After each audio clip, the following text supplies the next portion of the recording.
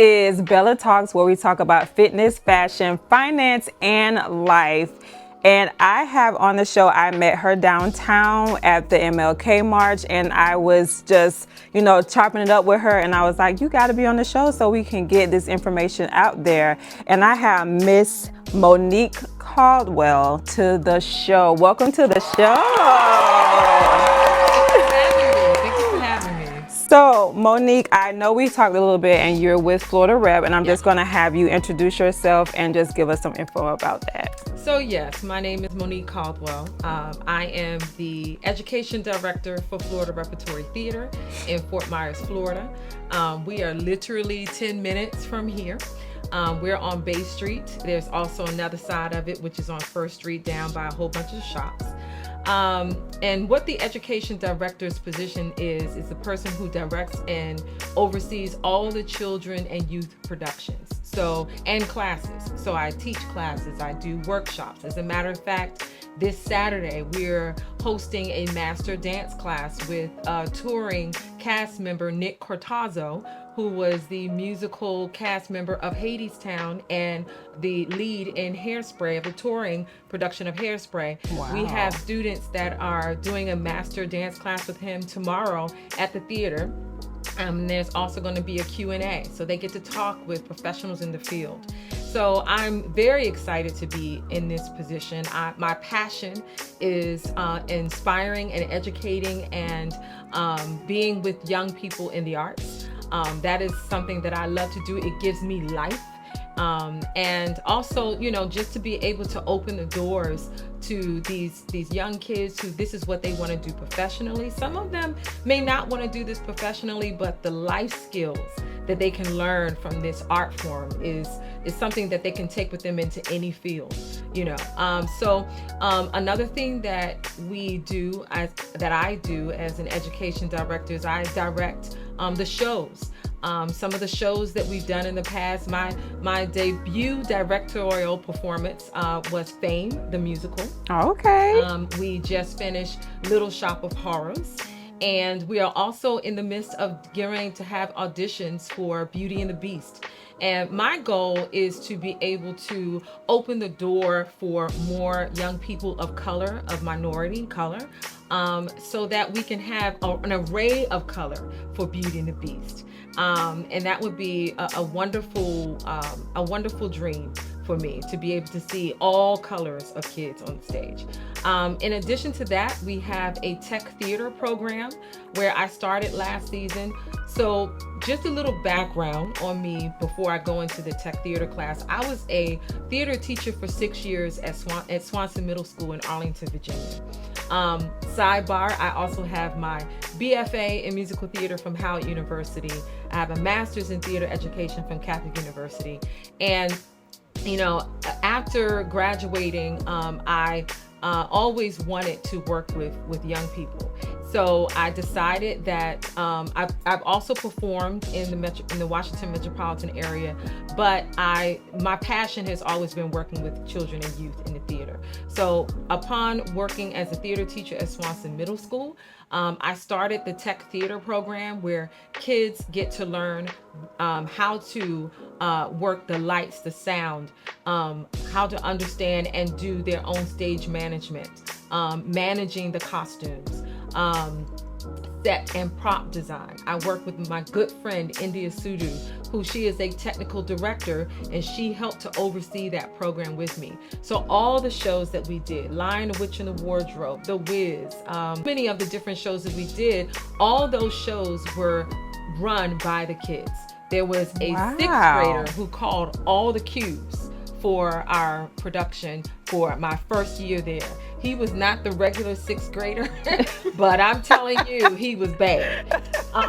And so they were so empowered by being able to say, this is what I do. Even if it was just pulling open the curtains, using a spotlight, doing the sound cues, going to the costume shop. I had a girlfriend of mine who my third year there, she was the overseer of all of Arlington's wardrobe for the Arlington theaters. And she allowed us to come to that huge warehouse full of costumes, and our costume kids got to pick out the costumes for our shows. And it was just a wonderful experience. So the year that I left, I literally told my students that, I'm always telling you guys to go and reach for your dream. Right. Well, Miss Caldwell is going to go reach for her dream. I want to go and work at a professional theater company, and I want to work with students who want to do this professionally. I said, I love you guys, but it's time for me to branch out. I felt like I hit a proverbial glass ceiling. Right. Creatively, as an artist, as a person, and I needed to be pushed out the box. And so that's what I did. I looked around for a job, and I'm not married. I don't have any children. It's not by choice. It just didn't happen that way. So I am single. But the thing is, I decided there was nothing holding me back. There was nothing holding me back. Why do I have to stay in the DC metropolitan area? So I started looking outside. I started looking outside my box, and I found the job employment for Florida Repertory Theater, and I have not looked back, even with the hurricane, my very first hurricane. Right, and and how long have you been here? I've been here since 2020. It was 22 23. It was 23 when I. So you went through the biggest hurricane that we had, and you still was just like, even sticking it. my boss asked me, he's like, "Are you okay?" Like, right. My house hadn't been sold yet, and I was like, "No, I don't want to go back. I'm fine." But you come from a very supposedly cultural, being in like the DC area to Southwest Florida. Yeah. How was that? Was it a culture shock? No. Because I think my master's program prepared me for this. Okay. When I was in my master's program, I was always the only Black person in the room. People respect you when you are authentic. I just decided I was going to be me. Right. And people just flocked to me. Mm-hmm. And as a matter of fact, my professor, who turned out to be my mentor, she's a white woman, she's Catholic, and she was in her 60s at that time. She took me under her wing. She mentored me. She would take me with her to different places. We've been to Las Vegas together. We've been all over. And now she's like my godmother. As a matter of fact, because of her, Rosalind Flynn, because of her, when I told her it was because of her that I found my first full-time theater teaching position, because working at Catholic, that was a theater education master's program. So they would send theater education jobs to our department first, because they knew that we were studying. Right. So we would get those job advertisements first, and she called me. I was substituting at the time as teacher at J.O. Wilson in DC. And she said, "Monique, there's a full-time theater teacher's position at Swanson Middle School. You might want to jump on that." And that's how I got that job. Wow. And then when I told her I got this job, her daughter and son-in-law had a condo in Estero, Florida. Wow. And she said, "I'm going to call her and see if it's still available." Called them, and they worked it all out. And then I met them. Wonderful, just like her mother. Wonderful. And literally, she came. We introduced ourselves. He told my mother and I. He said, "We have some news for you," because my mother is here with me. Oh, that's wonderful. Okay. He said, "I have some news for you." He said, "The condo is available until December," and it was June. He said, "We're not going to charge you anything." What? Now let me tell you, this condo was on a golf course. It was gorgeous. It was gated. It was top notch. What? And I said, "Well, you gotta let me pay for something." He said, "Nope, it's all paid for. You don't need to pay for anything." I said, wait a minute. At least let me pay for the air conditioning. This is Florida. Right. He said, "Nope." I said, "Okay, can I at least pay for the internet? Because sometimes I'll be working from home. He said, Monique, you don't need to pay for anything. It's all paid for. And I'm going to say that's God. Nothing but. So because, backstory to that, when I came here for my interview, I met with my predecessor who I took over the job for. And just hearing a lot of stuff, I just felt very doubtful. The interview wasn't as positive as I would have thought it would be. Right. I got back to my hotel and I said, God, now I believe that you had me come out. Okay. I believe that this is like a calling. Right. But now that interview, that final interview process just didn't seem very. I feel like I'm coming into some drama. Right. I said, now I'm about to move house and home, and my 77-year-old mother, I got to know this is you and not another Monique idea. All right. And that next day, that's when her son-in-law said, you can have this condo for free. And I said, okay, that's your confirmation. That's your confirmation. So when you ask, do you feel like this is a culture shock? No. Like I said, my master's program prepared me for that. The middle school that I worked at was 99% white. And my kids, I talk to them like they were my kids. Right. Sit your behind down. Right. And this is just who I am. So people know you either love me or hate me. Right. And so now I'm professional, but I'm very direct, but I'm very loving and very nurturing. So my kids, and I'll say this: when I first got there, the Florida rep, them kids gave me a run for my money. Welcome to Florida. No, welcome to Fort Myers. And I would say it was, they were being kids. They were used to who they were used to. They just didn't think I knew what I was talking about. All right. Yep. Okay. But So you when were they tested. finally, yes. Yep. But when they finally knew and they could see, there's a science to the chaos. Yes. That they finally know, Miss Monique, she knows what she was talking about. And so now we have a wonderful relationship. Love all these kids. Love my job. There were nights in the very beginning, I came home crying and praying and saying, Lord, are you sure about this? But it's been a journey. I have grown, and I hope this program will continue to grow. And I hope that it will grow to reach more and more kids of all colors, of all backgrounds. So if you're looking for a program to bring your kids to learn the art of theater, to learn the behind the scenes, to be in a safe, nurturing place that's going to also push them beyond their comfort zone. It's going to push them to get off their phones, to use their imagination, and to realize that there's more in them than what they know. Right. Even right now, I'm working with some kids at the Pace School for Girls. We're doing a spoken word piece for their Grand Dame tea.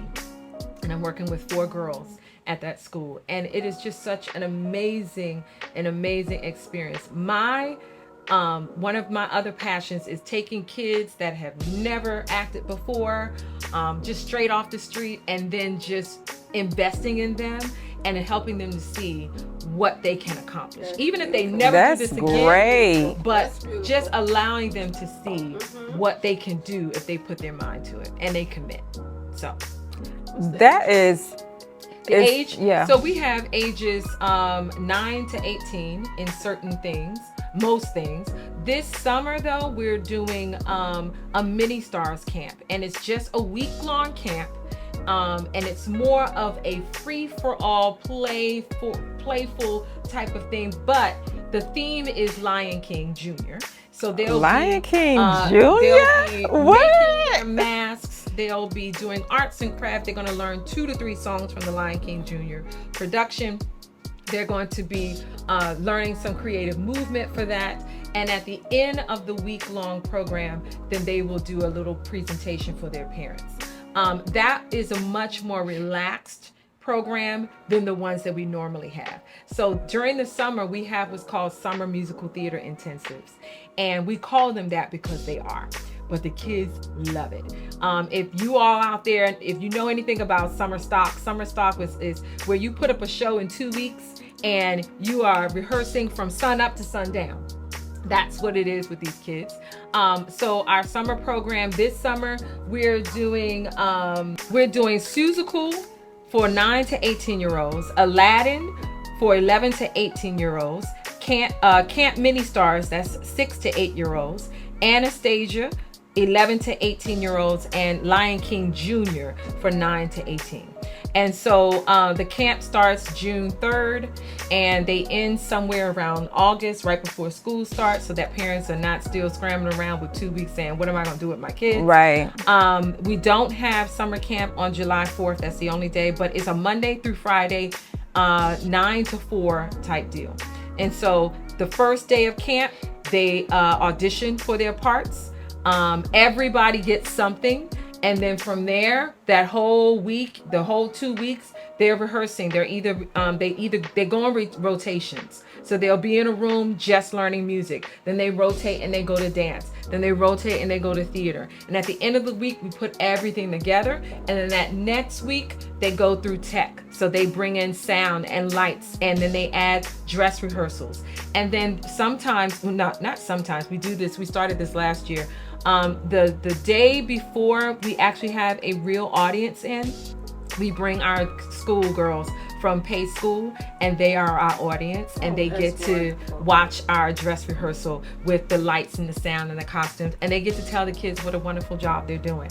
So it's giving back to the community, but it also helps the kids because they have an audience there. So yes, their rehearsals have got to be more than just rehearsals. Right. But the amount of work that they put in within the 2 weeks, it's so amazing, and they feel so great about themselves at the end. Last year we did Mean Girls, and the news came and covered a story on us because Mean Girls was like all the rave. Right. Also last year I introduced a piece that they had never heard before called Once on This Island. And Once on This Island was a Jamaican, or I'll say it's a Caribbean love story that is based off the Little Mermaid, and it was a show that I did when I was in college, and I played the lead in that, and I introduced that show to the kids, and it was a beautiful production.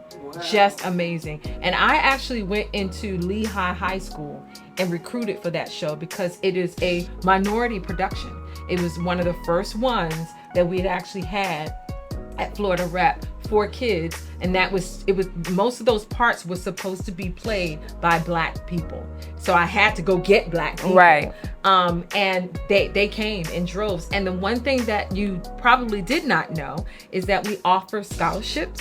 We have a scholarship page. Wow. So we offer scholarships. We offer full and partial scholarships for all of our programming, from our summer camps to our classes to our conservatory productions. The one thing I love about the patrons and our donors who come to Florida Rep, they love supporting the education program. And they're always asking us, what do you need? And I'm saying, we need money. So if you are one of those parents, you're saying, well, this sounds great, but I know I can't afford it. Don't stop there. Mm-hmm. We have scholarships. Go on our website, floridarepeducation.org, and look on our any of our programs, but then there's a scholarship link, and you can look in there, you can fill out that scholarship page, and we will try to help as best we can. So I will have the information that she just said on the bottom of the screen so you can be able to see it. Now, my thing is, I've been here all my life, never heard of Florida Rep. Yeah. So how long has Florida Rep been in the area? So this is our 26th season, which I believe that's saying it's been here for 26 years. That is crazy. Never heard of it. How do you have something like that and it's not being pushed, especially in our community, because we have a lot of people that are interested in the arts, acting, what goes on behind the scene, and we don't know about these things. Absolutely. So, I will say this. I'm gonna say it in a couple of ways. When I first was interviewed for this position, literally my boss asked me, then my interviewer asked me, he was not my boss at the time. He said, "Why Florida Rap, Monique? Why us? You know, what, you could have went anywhere. Why Florida Rap?" I said, "Well, first of all, I didn't even know. I was just looking for a job." Okay. But when I saw your website, I said, he said, "I just want you to be, I want you to be totally, I don't care if you say, because the sun is yellow." And right. I said, "Okay, I'll be honest. I love it when you ask me to be honest, because you asked for it." Right. I said, "Your website is lily white and you need some color." Okay. And I'm here to bring it. All right. Wow. And he said, "Thank you for your honesty." Thank you. So they know. And I believe that that's why I said this is a calling. Right. One of the music teachers, and he was also one of the music directors for one of our shows, came to me when I was first hired, and he said, "Monique, I don't know." He said, "First of all, I want to congratulate you for your position." And I didn't know what a big deal that was. He was like, "Monique, I don't know if you know this, but you are the only Black director of color in Fort Myers, Florida." Okay. All right. And that's a big deal, because for you to come in and be here a short period of time and pushing and doing what you're doing, for it to be here for 25 years, that says a lot. As a matter of fact, so we have every year, we have an internship program where young people just coming out of college, and they've been performing, and they have, they qualify for this internship through acting, singing, dancing. They are our interns that we use to do our TYA performances, and that's theater for young audiences. And they go in the school systems and they perform for our children. Right. They also are all of the understudies for all of the main stage productions. And for the last 25 years, they have all been white. That's crazy. What does your staff members consist of? So it's starting to change. I was outside of one of the costume people who was not full-time. He was a seasonal contractor. And outside of our front of house person, our front of house operations person who deals with ticketing and stuff, he was Hispanic, but he's leaving. But I think the new one, I think he's white. Most of us, most of the staff are white. I think, yes, I'm looking. I'm the only Black person. And so my question to my supervisor as I first got there, I said, "Why are all the acting interns white? And how are they going into the school systems where there are minority children and these kids don't get to see themselves on stage?" This is not good, because kids are going to relate to what they see. Right. And if all they see are white people, they're going to think, "I can't do this. I have to be white to do this." This is not good. Not good. So he said, "Okay, well, let's change that." So I said, "Okay, I want to go to DC and I want to go to Howard University. I want to audition students there." So last year, we went to DC. We didn't actually go to Howard. What we decided was trying to get a larger pool of people from the DC area. We decided to do it Shakespeare. We did do an audition process, but it wasn't just us, meaning Florida Rep. It was the Shakespeare, it was Studio Theater, and I think it was one other company. And they were auditioning and looking for candidates for stuff as well. We made 2 offers to 2 people, but one decided she was going to go to New York, and another decided he would go into the service. But I'm going back again next week, and we're going to do this every February until I find the people that we need. Because this next season, what's also happening is that we've commissioned a Black writer to write a one-woman piece on Dr. Ella Mae Piper. Do you know Dr. Ella Mae Piper? I didn't know who she was until I sat in the restaurant. And I started looking around. This is when I first was hired. I was like, who is this black woman? Right. And why is she connected to the luminary? Right. You know? Right. And I talked to Jason, my supervisor, and he said, Monique, and I said, this is a story. Like, this woman's story should be written. Exactly. And we are too close to, we are across the street. It should be on our stage. Right. Okay. So we commissioned a black writer, and she's done a fabulous job, and it's still in the works, but I'm going to be playing her. And Wow. it's also going to travel into the school systems to get the kids to learn about, you know, who she is and her accomplishments.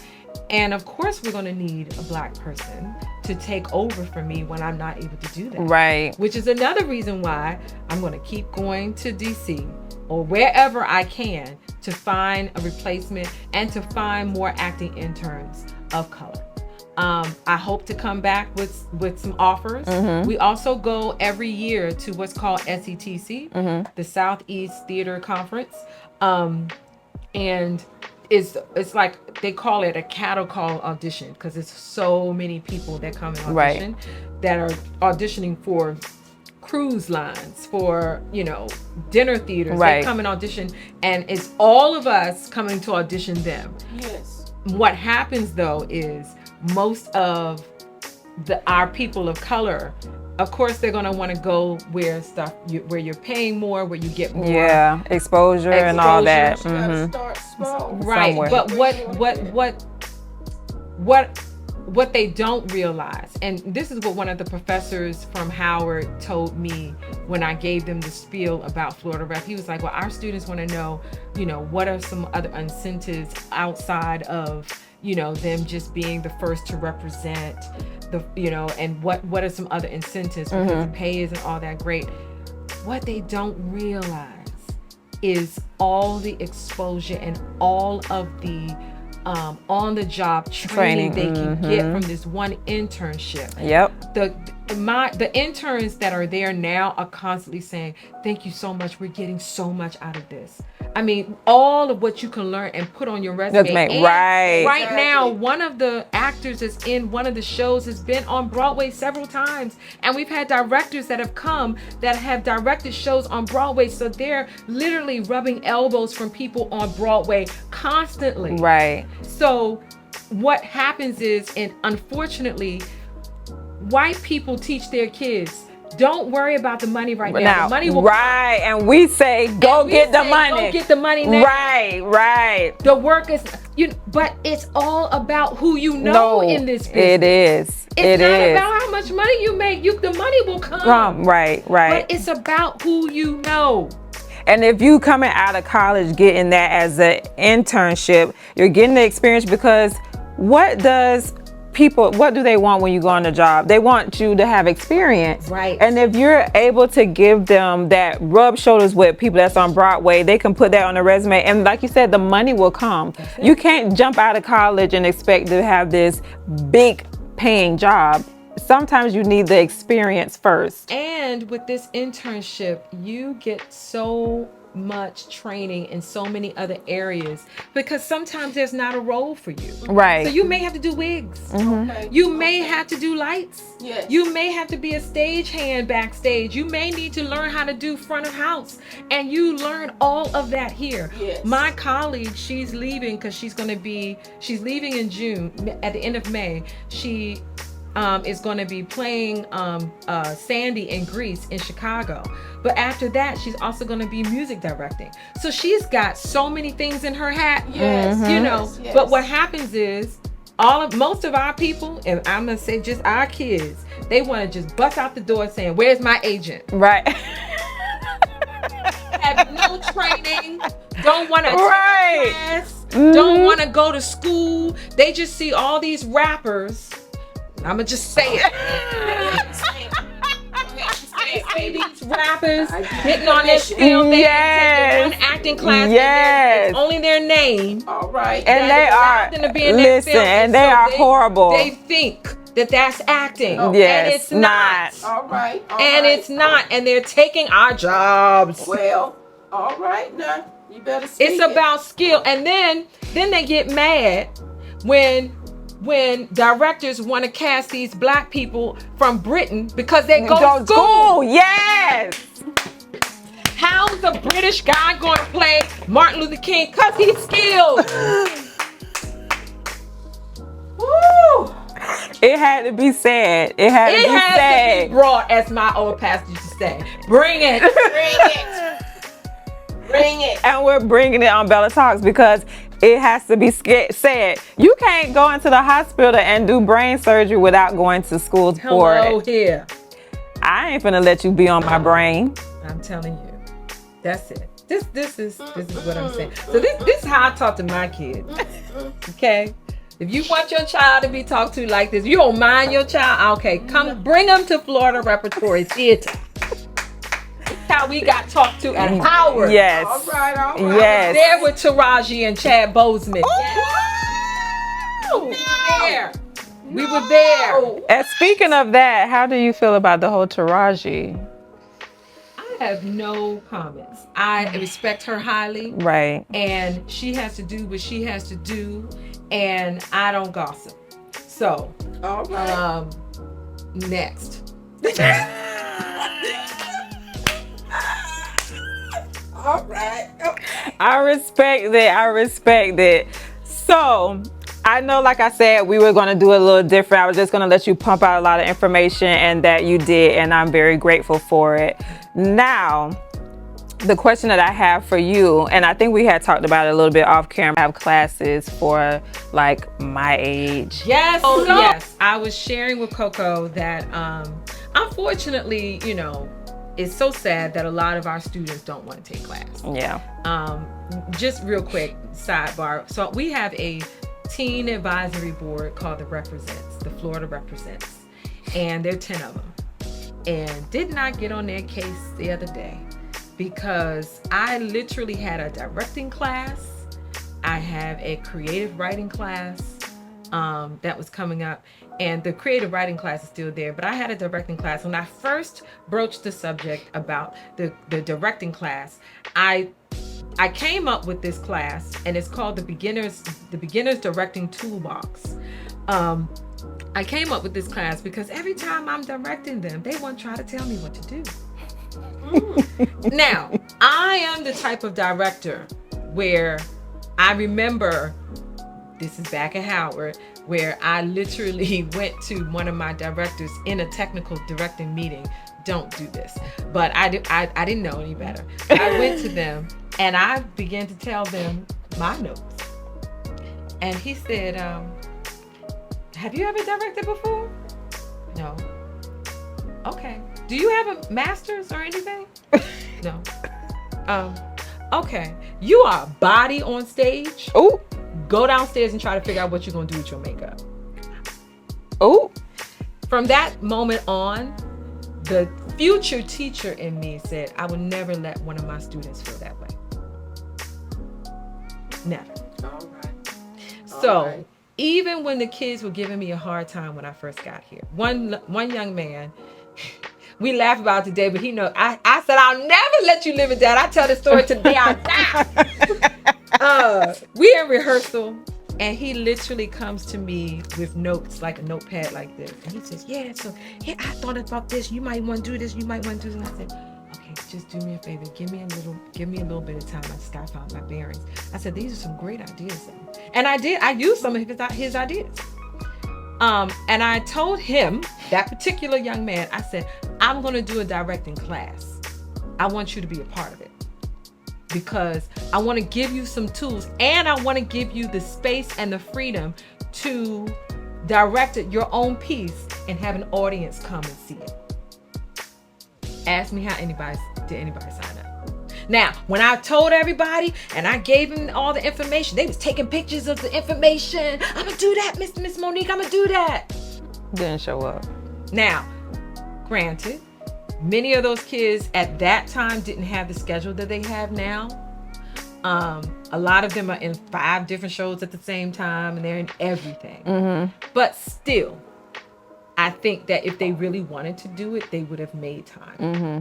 So I have been doing this for some time, and I'll say in the 2 years that I've been there, even my supervisors told me, Monique, you know, we've always had problems with kids wanting to take class. They just want to perform. So I said, you know what? I got to give this to somebody. Right, right. I said, I'm going to start having classes for adults because more than a few have come up to me and said, do you do acting beginning classes for adults? Do you do dance classes? Do you do singing classes? Do you do for adults? Right. And I kept saying, well, no, I'm just doing it for the kids for right now. Okay, I'm about to switch. I'm about to make that turn.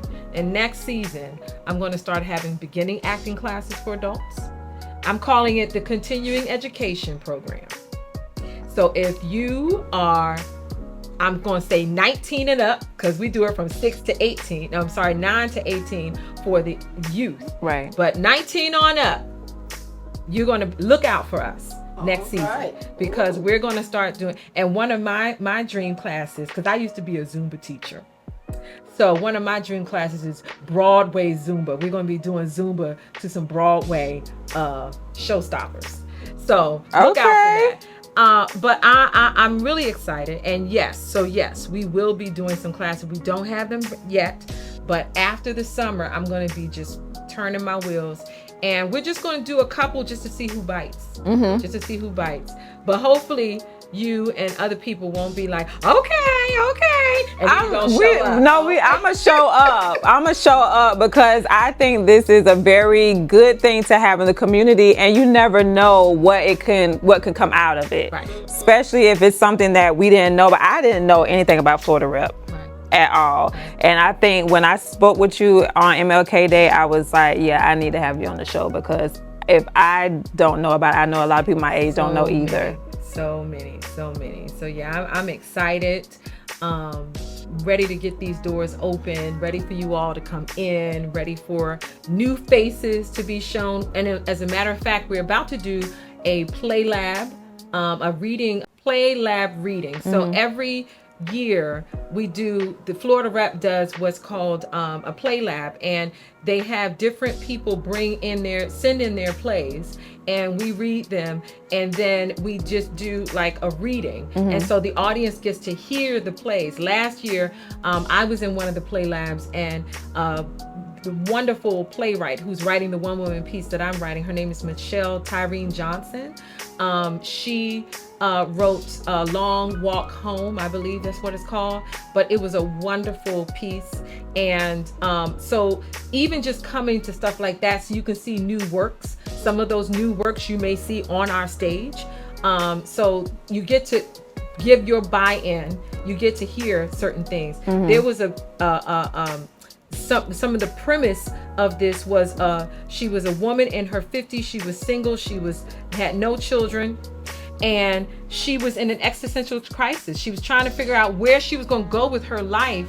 And the wonderful thing was, it didn't have to. She wasn't trying to figure it out because of her children. She wasn't trying to figure it out because of anything else but what she wanted to do. And it was so empowering. And one of the ladies in the audience asked, well, can this be played by a white woman?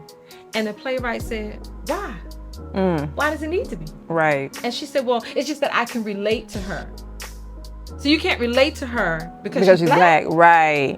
But do you know how many years that we had to relate to all these movies and plays and TV shows? Because there was no one else to relate to. But my mother had Dinah Shore finally, and who's my favorite? Oh, she just passed. Cicely Tyson, finally. But you know, we didn't have a lot of people to relate to, but we were forced to have to relate. So force yourself. Like we had to. Exactly. You know? Exactly. So you know, just to be able to show, it's wonderful, because even right now when we did Mountaintop, and I didn't know that she had said this, but one of the ensemble members, oh my gosh, I can't remember her name, but she was a speaker afterwards. It was a Q&A afterwards, and she gave kudos to me, I'll say. She said, you know, since Monique has been here, I've seen the faces change coming through these doors. And I wasn't in there when she said that, but someone told me she said that. And I said, I give all glory to God. Because that is, that's my calling. And I'll say this too. I knew I had this job before they even told me I had this job. And when I found out, I just knew. And I cried because I said, I know it's going to be so hard. I know the outright, racism that can be here. I know the over the train tracks mentality. When I first got off the train, because I took the train here, because my car wasn't going to make it. But we sat at the Waffle House, and one of my girlfriends, and the waitress, I was telling her my story and how I just got a job, and she was like, "You gonna work downtown? You're not gonna feel uncomfortable?" I said, "Why would I feel uncomfortable?" Well, cause you don't think that they'll fit. I said, "Listen, I think anywhere I set my foot to, that's where I belong."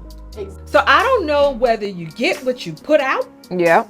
I think that's I don't know whether it's the confidence. Right. I have but I think, I truly believe that love begets love. Yep. I truly believe that. So I try my best to treat everyone with kindness. I try my best to treat everyone with respect. That's why I don't like to hear what other people have to say about other people. I like to be able to hear it for face value. Okay. Right. I don't want people to tell me, well, this child was this kind of way when they were with me. Okay, well, this is a clean slate here. Right. I'm not going to treat them the way you felt you needed to treat them because they did something to you. Right. They ain't got nothing to do with me. It's a clean slate because I'm going to treat you like God treats you, hopefully, with love, respect, compassion, forgiveness, all of that. Because I want that for me. So I treat the students in my class the same way, the parents the same way. And my mom always says, if you can win the children, you can win the Yep, that's right.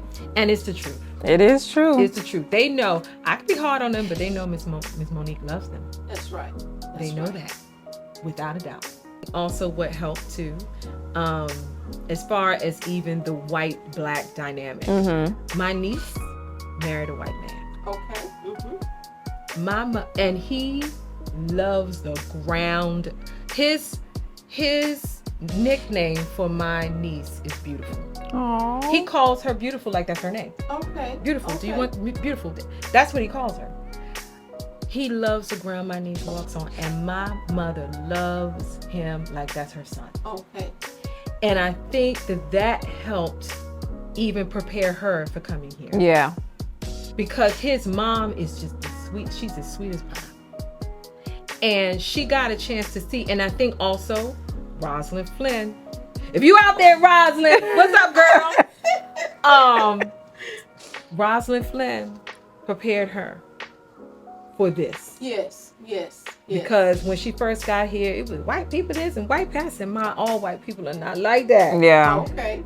But that's why I think that if we can all find people that don't look like us and get to know them. Right. Exactly. Exactly. And I'll say this, all of that also prepared me for, so my old church back at home, it's called the Soul Factory. Hello, Deron and Jill Cloud, if you out there.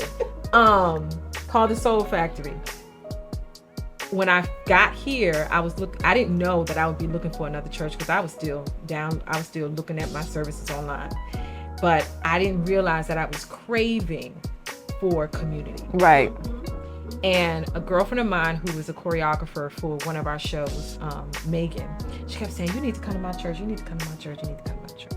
And finally, I went to her church because I was just in a dark place. And I just my soul was just thirsty. Right. And I went, and it's a predominantly white and Hispanic church, but mainly white. But the love. The love, exactly. I mean, Exactly. the love. It's just a wonderful place. It's called Cape Christian. Hello, Pastor Corey, if you're out there. I've heard of Cape Christian. I heard very good things about Cape Christian too. Is an amazing, amazing church, and I just felt like I was home. And the first person that actually really welcomed us was this older white man. He's like my uncle now. Okay. I'm telling you, they come in all colors. Yep, they do. Love has no color. It doesn't. You know, and it's just a wonderful, wonderful thing. So, you know, just even going back to Florida Rap, I would say, and I'll say two things. When we did Fame, we did auditions, and there were 3, I believe, African-American young ladies who came. And the rest of the girls were either white, some biracial, right? We called these girls back for a callback. Okay. They did not come. Wow. And I think what happens is with our people and Right. with our children, especially if they come from all black schools, they feel uncomfortable and intimidated. Yep. In going in a space where it's all white people. Right. Yeah. And they don't know, they don't want to come outside that comfort zone. Yep. And so when they see me, they feel a little, but then They do. still, They- it's just yep. like They the still rest of walk Yep. us. around like, But okay. this is why we have to build up their confidence. Yep. And we got to prepare them to be in this world because, Yes. Yeah. you know, this is what this world is going to give them. You're Yep. not always going to be in the comfort of people who look like you, and you got to be comfortable in your own skin. In your own skin. Yep. Exactly. So Exactly. That is that's some a of lot. that intimidation that we tell ourselves. Yep. Because some of these kids are nicest kids, Yep. so welcoming, so like open, but you know, some of these kids just shut themselves down, and they won't come outside their comfort zone because they're telling themselves they don't like me. Or they might not be good enough. They Feel that they're not good that enough. they're not good enough. They feel that I don't have the training. You know, I haven't. You know, especially like if we're warming up. And Right. I remember being in a dance class when I was much young. I was a kid at this time, and my weight has always fluctuated. So I was the biggest little girl in that class, and all these kids, they doing splits and touching their toes with their head and stuff like that, and I couldn't even reach my toe. I told my mother, I don't want to do this. But you know, that's the thing. See, if I had a father in my life at the time that was like, nope, Yeah. You're gonna do it. you're gonna do this. Right. You gonna get better. All right. You're gonna have a growth mindset. Right. Right. I'm not good yet. All Right. All But right. my mother had one of those, you know, overly nurturing. Right. Well, you don't yeah. have to do it if you Yeah. don't do this. You know, and then I learned to just keep quitting. Yep. Just keep quitting. Yep. Just keep quitting. And so that's why I tell my students, you know, you never know. I keep saying last time. I did a one-woman show when I was a senior in college, and it was the Billie Holiday story. Lady sings at Emerson's Bar and Grill. And there were 2 producers that wanted to come and have me take that show to their theater in Baltimore. And I can say today I know I was just scared. That day I told myself I was tired and I had too much on my plate. And Right. I had You all talked these yourself seniors. out of it. Yep. Yeah, I was scared.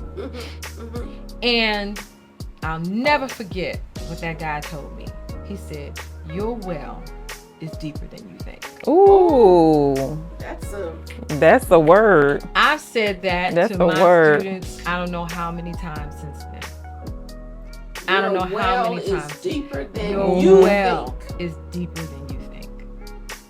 And so, and it's so funny because this Sunday, that's exactly what one of the pastors said this Sunday. She was saying, she said, "You don't know what you have in the inside of you, but God does." Right. Okay. And so I realized that, you know, all the fear that I've allowed myself to live under, the lessons that I learned from that, I try to give to my students. Right. I try to let them know, sometimes certain opportunities don't come around again. That's true. That's true. Sometimes they don't. So just go for it. As disappointed as I am that my assistant education director is going to be leaving us because we had such a great working relationship, I am so happy and so supportive of her. I'm like, go. She's 20. She's in her 20s still. I'm like, go. Right. Do it. Right. God will take care of me. Yes. I'll figure this stuff out. Right. Some kind of way. Okay. And God will bring somebody else in. But you go. Go for your dream. Right. Yes. Right. Go for it. Yes. So for you out there, any of you parents, students, soon to be students, if you feel like this is something that you want to do, even if it's just taking a class. Right. Some of you just take a class. Take a workshop. Yes. Come and see a show. Okay. Even if you don't, I tell some parents, even if your child is too young to come to the camp, take them to the show. Let that be a day. Right. But come if it's something on inside of you saying, "Oh, I want to do that," but you're telling yourself no. See what's on the other side of that. Right. No. Right. It's so much more opportunities. So I hope to see more people come through those doors. We can't make you come, but the doors are open. Yes. Okay. Come, look up FloridaRepEducation.org. Monique Caldwell, I'm the education director.